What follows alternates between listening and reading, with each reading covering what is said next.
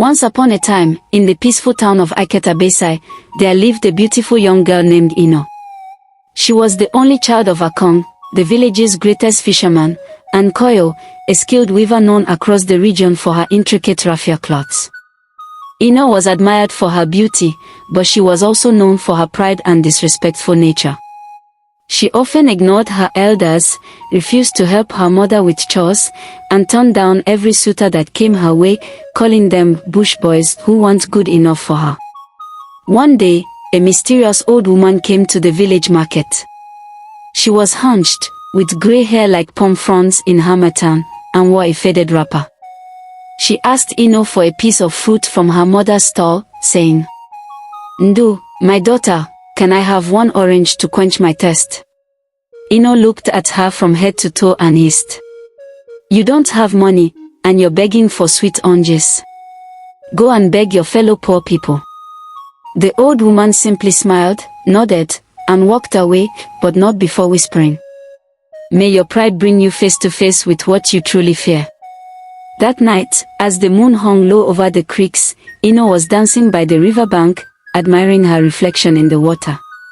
Suddenly, the water swirled, and a giant mudfish leapt out. Before she could scream, it swallowed her whole and disappeared beneath the ripples. Back in the village, her parents searched and cried, but no one had seen Ino. Days passed. Then weeks. Then moons.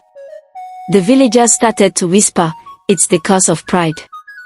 Meanwhile, deep under the river, Ino found herself in the palace of Ekpri Ekan, the spirit king of the river. There, she was made a servant, sweeping, cooking, and fetching water for spirits she once would have called filthy. She tried to escape many times, but every route led her back to the same spot. It was only after she humbly helped a crying spirit child and apologized sincerely to an old spirit woman that the river king called her and said, "You have learned. Go back and serve your people with humility." In a flash, Ino was back at the riverbank, wearing a torn wrapper and covered in river clay. Her beauty had faded, but her heart had changed. She ran home, hugged her parents, and from that day, she became the most respectful, kind-hearted girl in Iketabesai. Children in the village still gather under the moonlight to hear her story. And the elders always say, "No matter how beautiful a pot looks, it is the content that matters most."